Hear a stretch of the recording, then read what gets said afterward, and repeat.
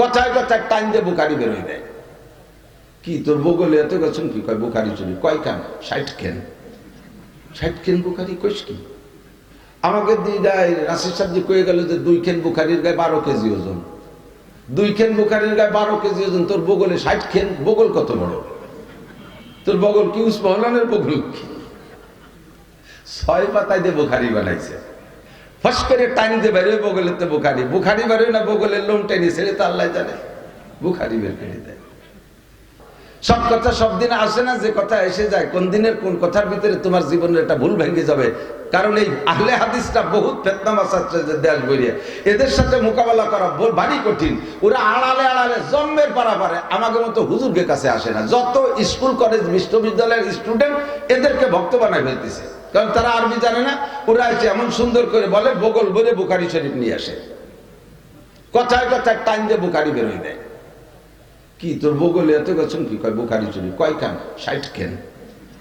60 খান বুখারি কইস কি? আমাকে দিয়ে দেয় রাশিদ সাহেব যে কয়ে গেল যে 2 খান বুখারির গায়ে 12 কেজি ওজন। 2 খান বুখারির গায়ে 12 কেজি ওজন, তোর বগলে 60 খান। বগল কত বড়? তোর বগল কি উসমানের বগল কি? 6 পাতায় দিয়ে বুখারি বানাইছে। ফস করে টাইম দিয়ে বেরোয় বগলের তো বুখারি। বুখারি বেরোয় না বগলের লোম টেনে ছেড়ে তো আল্লাহ জানে। বুখারি বের করে দেয়।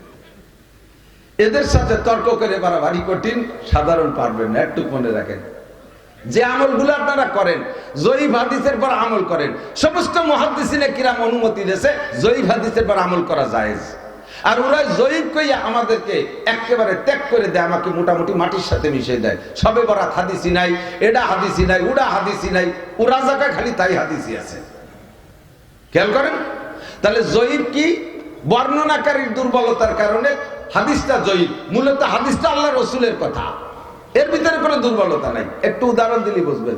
একজনের পাঠানো হয়েছে, না ভুল বলছি, এখানে আপনারা বসে আছেন, চলমান যারা আছেন, একজন আইসা রাস্তাতে এই জায়গায় এসে এক ভ্যান চালানোওয়ালা বলতেছে যে আজকে আপনারা সব এই জায়গা এই বাইকের চৌরাস্তায় ডক্টর ইউনূস সাহেব ভাষণ দিয়ে গেছে। কইছে কিটা? এক ভ্যান চালায় তারে ধমক দেয়, ডক্টর ইউনূস এখানে আসতে গেছে। ও তো ভ্যান চালায়, ওর কথার কি ভ্যালু আছে? দেশেন তাড়াইয়ে।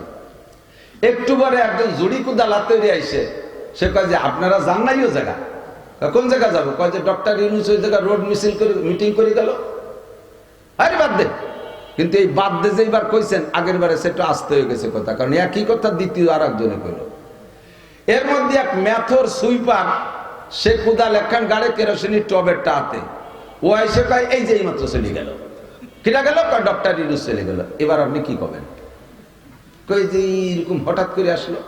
এরপরে আপনি বাইকের চৌরাস্তা আপনার পরিচিত দোকানে ফোন দিয়েছেন, এই যে তিনজনে কয়ে গেল সত্যি কি ডক্টর ইউনূস আসছিল? হয় এই পাশে যাবে গোপালগঞ্জ, খুলনা যাবে, যার পথে এই জায়গা দাঁড়াই গেছে। তাহলে তিনজন দুর্বল মানুষে খবরটা কইছে, এর কারণে খবরটা হলো জয়ীফ। ভ্যান চালাইনি, রিক্সা চালাইনি, কোদাল কোপাইনি, সুইপার মেথর। কিন্তু এই তিনজনে বলছে কি বলে কি ডাক্তার ইউনূসের আশা হয় নাই? উনি তো ওখানে আসছিলেন, মিটিং করছেন, খবরটা কইছে তিন জয়ী। তাই বলে কি উনি আসার পরও কি আশা হয়নি? ওনার আশা তো সহি, কিন্তু বললেওয়ালা দুর্বল, খবর কইছে দুর্বল একদম। কিন্তু এই খবরটা যদি চেয়ারম্যান সাহেব বলতো তাহলে এক খবরই হয়ে যেত। চেয়ারম্যান বললে শক্তিশালী হতো, ভ্যান চালাইনি আর কোদাল কোপাইনি কইছে বলে জয়ীফ। এই হলো জয়ীফ আর শক্তিশালী পার্থক্য। একটু বোঝা গেছে? ততক্ষণ পর্যন্ত বয়ান করেছেন হযরতে উলামায়ে কেরাম, মাদ্রাসার সুযোগ্য সুদক্ষ মুহতামিম শায়েখ হুজুর, যোগ্য আসাতিজা কেরাম, আজিজাম তুলাবা। মাহফিল উপলক্ষে দাওয়াত উলামায়ে কেরাম, এই অঞ্চলের অনেক অনেক উলামায়ে কেরাম, আইম্মায়ে মাসাজিদ, প্রাণ প্রিয় দেশবাসী, আল্লাহ তাবারক ওয়া তাআলা শাহী দরবারে আমাদের পক্ষ থেকে পাঠাই অসংখ্য শুকর। যেহেতু রব্বুল আলামিন আমাদেরকে 24টি ঘন্টা অসংখ্য নিয়ামত দিয়ে লালন পালন করে যাচ্ছেন, আমাদের হাজারো নাফরমানি করা সত্ত্বেও আল্লাহ পাক রব্বুল আলামিন আমাদের থেকে তার নিয়ামতগুলি বন্ধ করে দিচ্ছেন না, সমস্ত নিয়ামত অব্যাহত রেখেছেন। অসংখ্য নিয়ামতের মধ্য থেকে অন্যতম নিয়ামত হলো আল্লাহ তাআলা আজকে আমাদেরকে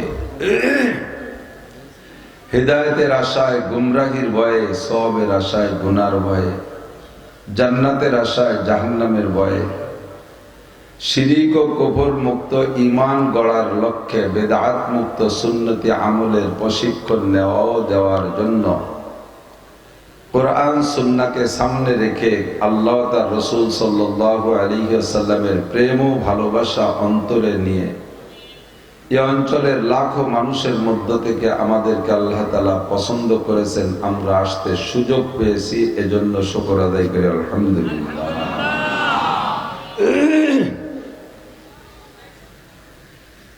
আমাদের ওয়াজ ও নসিহতের মূলধন কোরআন ও হাদিস। কোরআন ও হাদিসকে সামনে রেখেই আমাদের আলোচনা। নবী আলাইহিস সালাতু ওয়াস সালাম বিদায় হজের সময় সাহাবায়ে কেরামদেরকে সামনে করে এই কথাই বলেছিলেন, তারাকতু ফীকুম আমরাইন, রেখে গেলাম তোমাদের জন্য দুটো জিনিস, লান তাদিল্লু, আরবিতে বলে নফি তাকিদ বা লান, ভবিষ্যৎ কিয়ামত পর্যন্ত কে সামনে রেখে আদেশ বা নিষেধ, বিশেষ করে নিষেধের জন্য গুরুত্বের সাথে যে শব্দ ব্যবহার করা হয় তা হলো লান। লান তাদিল্লু, তোমরা কখনো পথভ্রষ্ট হবে না। কতক্ষণ? মা তামাসসাকতুম বিহিমা, যতক্ষণ পর্যন্ত এই দুইটা দলিল ধরে রাখতে পারবে। দুইটাকে ছেড়ে দিলে তখন তোমরা ধীরে ধীরে গোমরাহ হতে থাকবে। দুইটার একটি হলো কিতাবুল্লাহ, হাদিসের শব্দে কিতাব আল্লাহ, একটা হলো আল্লাহর কিতাব, একটা বলবেন কি? কিতাবুল্লাহর নাম কি? কোরআন শরীফ। আমরা বলি কি? কোরআন শরীফ। দুই নম্বর ওয়া সুন্নতি, দ্বিতীয় নম্বর হলো দলিল তোমাদের জন্য আমার সুন্নাত, আমার হাদিস। আল্লাহর কিতাব কোরআনে কারীমকে সামনে রাখলে আর আমার হাদিসকে সামনে রাখলে তোমাদের পথ চলতে কোনো সমস্যা হবে না, তোমরা গোমরাহ হবে না, পথভ্রষ্ট হবে না, ক্ষতিগ্রস্ত হবে না, বিপদে পড়বে না, অশান্তিতে পড়বে না। ব্যক্তি জীবন, পারিবারিক জীবন, সামাজিক জীবন, অর্থনৈতিক জীবন, রাজনৈতিক জীবন, আন্তর্জাতিক জীবন, মানব জীবনে এই 6টা ভাগে বিভক্ত করা হয়। 6 জীবনেই যদি কোরআন ও হাদিসকে সামনে রাখো তাহলে কখনো বিপদগামী হবে না, কখনো অশান্তিতে ভুগবে না, সব জায়গায় শান্তি পাবা, পথভ্রষ্ট হবে না। একটু বলবো সুবহানাল্লাহ। কত সুন্দর কথা। দুনিয়ায় কত পণ্ডিত চলে গেছে, বহুত বড় বড় জ্ঞানী গুণী বিজ্ঞানী পণ্ডিতরা চলে গেছে, এখনো বহুত বড় বিজ্ঞানীরা আছে যারা নতুন নতুন মুহূর্তের ভিতরে একটা কিছু আবিষ্কার করে ফেলায়, যেই রোগের নাম জীবনে কোনোদিন শুনি নেই, বাপ দাদা 14 গোষ্ঠীর কেউ শুনে নাই। আমেরিকা থেকে জাপান পর্যন্ত পৃথিবীর কেউ যেই রোগের নাম শোনে নাই সেই রোগ আবিষ্কার হলো, আর সেই রোগের ঔষধও তৈরি করে ফেললো কয়েক মাসের ভিতরে। নাম তার করোনা। রোগের নাম কি? করোনা।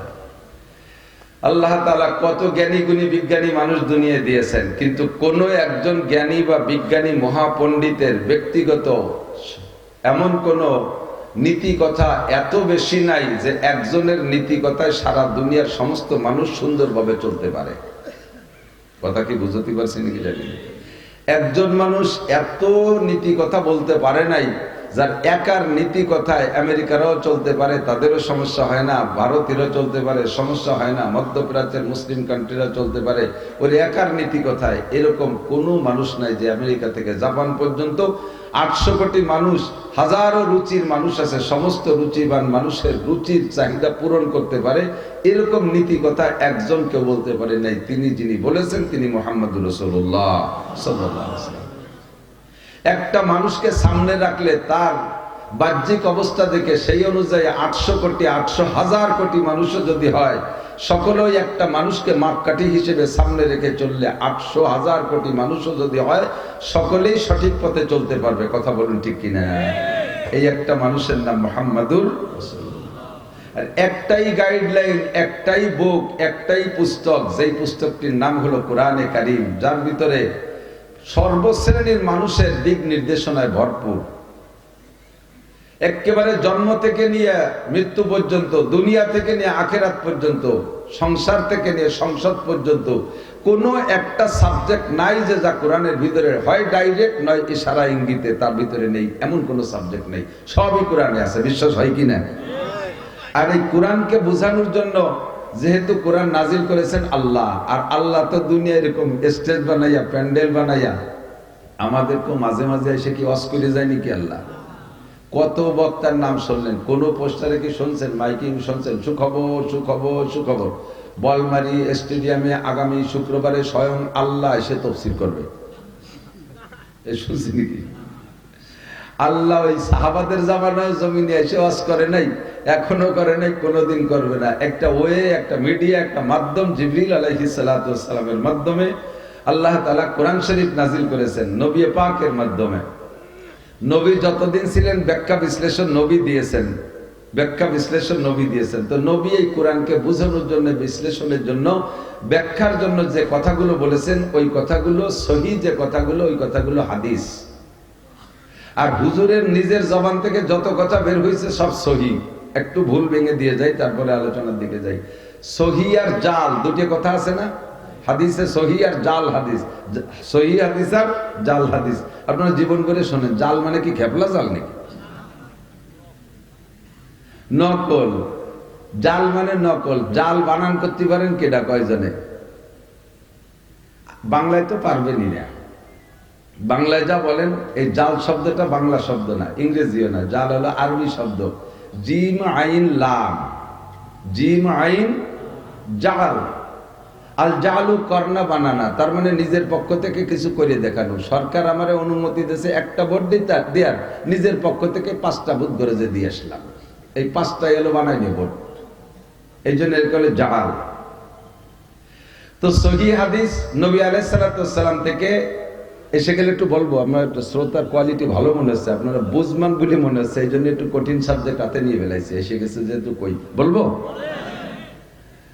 নবী আলাইহিস সালাতু ওয়াস সালামের জবান থেকে আমলের জন্য যে কথাটা বের হয়েছে ওইটাই হাদিস।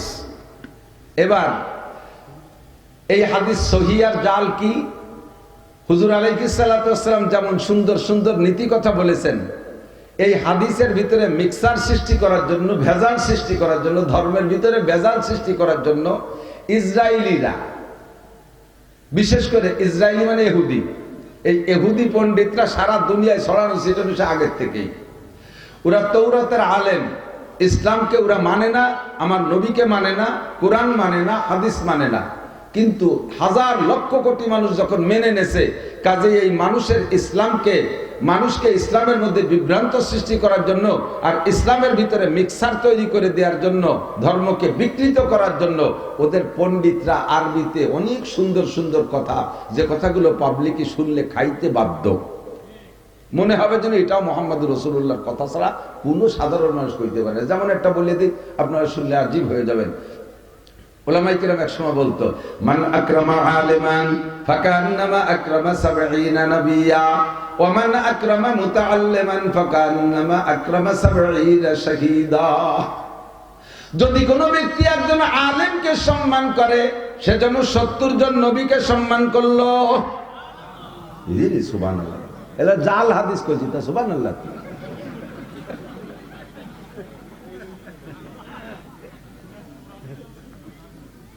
ওয়ামান আকরামা মুতাআল্লিমান ফাকান্নামা আকরামা 70 শাহীদা।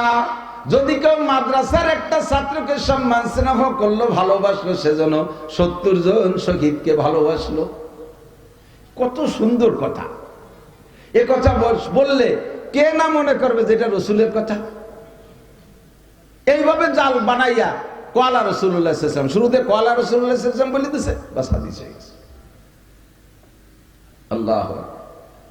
ক্বালা রাসূলুল্লাহ সাল্লাল্লাহু আলাইহি ওয়াসাল্লাম, আন-নাসু কুল্লুহুম হালকা ইল্লাল আলিমুন ওয়াল আলিমুনা কুল্লুহুম হালকা ইল্লাল আমিলুন ওয়াল আমিলুনা কুল্লুহুম হালকা ইল্লাল মুখলিসুন ওয়াল মুখলিসুনা আলা খাতারিন আযীম।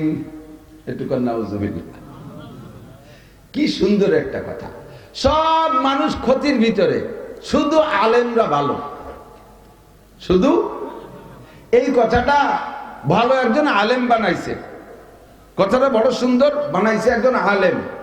তবে এই কথাটা যদি শুরুতে বলি ক্বালা রাসূলুল্লাহ সাল্লাল্লাহু আলাইহি ওয়াসাল্লাম, তখন কথাটা পরিত্যক্ত, গ্রহণযোগ্য রাখে না, ফালতু। আর যদি বলি যে না কোনো একজন বুজুর্গ বলেছে, তাহলে কথাটা সত্যি খুব জরুরি, খুব সুন্দর। কথাটা কি? সারা দুনিয়ার সমস্ত মানুষ ক্ষতির মধ্যে, শুধুমাত্র আলেমরা ভালো আছে। সব মানুষ ক্ষতির মধ্যে, সব মানুষ গুমরাহ হয়ে গেছে, সব মানুষ নষ্ট হয়ে গেছে, শুধুমাত্র আলেমরা ভালো আছে। এবার লোকটা খুঁজে আলেমদেরকে ভালো বলার পর এবার আলেমদের ভিতরে তদন্ত লাগাইলেন, খুঁজে দেখে বাংলাদেশে 3 মৌলবীর 13 দল। সুবহানাল্লাহ, 3 মৌলবীর 13 দল।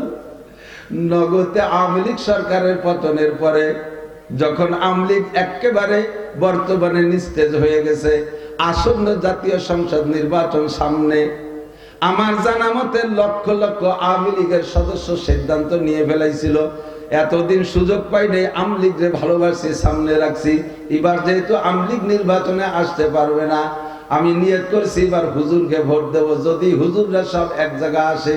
কিন্তু ডেলি ডেলি ফেসবুক আর ইউটিউব আর সংবাদ দেখে যে 3 মৌলবী 13 দল, কোন হুজুরে ভোট দেব? নাসির হুজুর বয়ান করে যায়, শুনতে ভালো লাগে, মনে চায় হুজুর কোন দলে, ওই দলে ভোট দেবো। একটু পরে আবার আর এক হুজুর এসে ভাষণ দিয়ে যায়, সেই হুজুরিটা তাইছে ভালো লাগে, এবার দ্বিধাদ্বন্দ্বের মধ্যে পড়ে গেলাম। ও আল্লাহ, 2 হুজুরের মধ্যে 2 দল।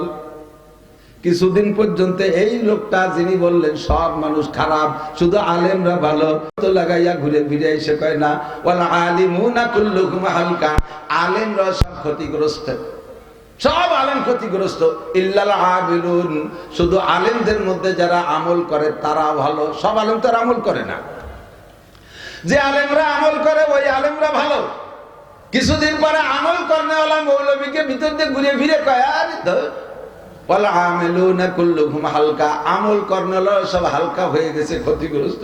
ইল্লাল মুখলিসুন, আমল করনেওয়ালাদের ভিতরে যারা মুখলেস, যারা ইখলাসের সাথে আমল করে তারা খালি ভালো।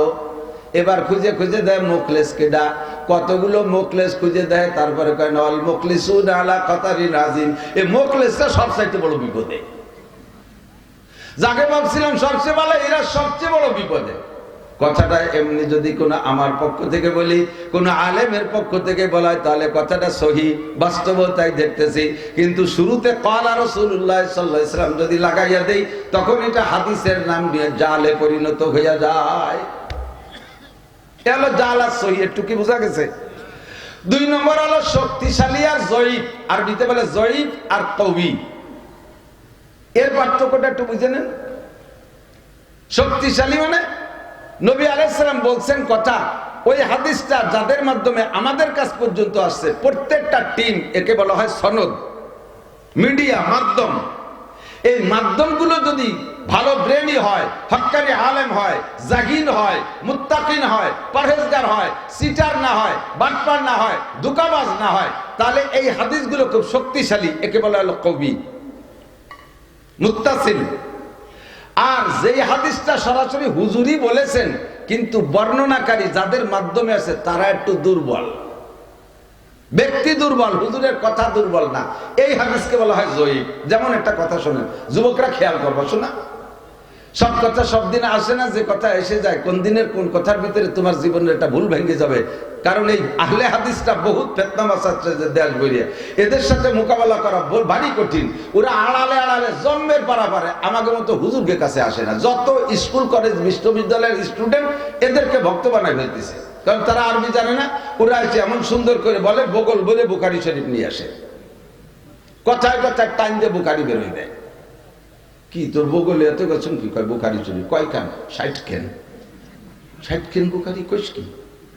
আমাকে রাশিদ সাহেব কয়ে গেল যে 2 খান বুখারীর গায়ে 12 কেজি ওজন, 2 খান বুখারীর গায়ে 12 কেজি ওজন, তোর বগলে 60 খান। বগল কত বড় তোর বগল? কি উসমানের বগল? কি 6 পাতায় দিয়ে বুখারী বানাইছে, ফস করে টাইম দিয়ে বেরোয় বগলেতে বুখারী। বুখারী বেরোয় না, বগলের লোম টেনে ছেড়ে তো আল্লাহ জানে, বুখারী বের করে দেয়। এদের সাথে তর্ক করে বাড়াবাড়ি কঠিন, সাধারণ পারবেন না। একটু মনে রাখেন, যে আমলগুলো আপনারা করেন জয়ীফ হাদিসের পর আমল করেন, সমস্ত মুহাদ্দিসিনে কিরাম অনুমতি দিয়েছে জয়ীফ হাদিসের পর আমল করা জায়েজ। আর ওরা জয়ীফ কইয়া আমাদেরকে একেবারে ত্যাগ করে দেয়, আমাকে মোটামুটি মাটির সাথে মিশিয়ে দেয়। সবে বরাত হাদিসই নাই, এটা হাদিসই নাই, ওটা হাদিসই নাই, ওরা জায়গায় খালি তাই হাদিসই আছে। খেয়াল করেন, তাহলে জয়ীফ কি? বর্ণনাকারীর দুর্বলতার কারণে হাদিসটা জয়ীফ। মূলত হাদিসটা আল্লাহ রসুলের কথা, এর ভিতরে কোনো দুর্বলতা নাই। একটু উদাহরণ দিলে বুঝবেন। একজনের পাঠানো হয়েছে, না ভুল বলছি, এখানে আপনারা বসে আছেন, চলমান যারা আছেন, একজন আইসা রাস্তাতে এই জায়গায় এসে এক ভ্যান চালানোওয়ালা বলতেছে যে আজকে আপনারা সব এই জায়গা এই বাইকের চৌরাস্তায় ডক্টর ইউনুস সাহেব ভাষণ দিয়ে গেছে। কইছে কিটা? এক ভ্যান চালাইয়ে তাহলে ধমক দেয়, ডক্টর ইউনুস এখানে আসতে গেছে। ও তো ভ্যান চালায়, ওর কথার কি ভ্যালু আছে? দেশেন তাড়াইয়ে। একটু পরে একজন জুড়ি কুদা লাতে আইসে, সে কয় যে আপনারা যান নাই ও জায়গা। কোন জায়গা যাবো? কয় যে ডক্টর ইউনুস ওই জায়গা রোড মিছিল করে মিটিং করে গেল। আরে বাদ দে। কিন্তু এই বাদ দে যে এবার কইছেন, আগের বারে সেটা আসতে হয়ে গেছে কথা, কারণ একই কথা দ্বিতীয় আর একজনে কইল। এর মধ্যে এক ম্যাথর সুইপার, সে কুদাল একখান গাড়ি কেরোসিনের টবের টাতে, ও এসে কয় এই যে এই মাত্র চলে গেল। কিনা গেল? কয় ডক্টর ইউনুস চলে গেল। এবার আপনি কি করবেন? কই যে এরকম হঠাৎ করে আসলো। এরপরে আপনি বাইকের চৌরাস্তা আপনার পরিচিত দোকানে ফোন দিয়েছেন, এই যে তিনজনে কয়ে গেল সত্যি কি ডক্টর ইউনুস আসছিল? হয় এই পাশে যাবে গোপালগঞ্জ, খুলনা যাবে, যার পথে এই জায়গা দাঁড়াই গেছে। তাহলে তিনজন দুর্বল মানুষে খবরটা কইছে, এর কারণে খবরটা হলো জয়ীফ। ভ্যান চালাইনি, রিক্সা চালাইনি, কোদাল কোপাইনি, সুইপার ম্যাথর, কিন্তু এই তিনজনে বলছে কি বলে কি ডাক্তার ইউনুসের আশা হয় নাই? উনি তো ওখানে আসছিলেন, মিটিং করছেন, খবরটা কইছে তিন জয়ী, তাই বলে কি উনি আসার পরও কি আশা হয়নি? ওনার আশা তো সহি, কিন্তু বলনেওয়ালা দুর্বল, খবর কইছে দুর্বল একদম। কিন্তু এই খবরটা যদি চেয়ারম্যান সাহেব বলতো তাহলে এক খবরই হয়ে যেত।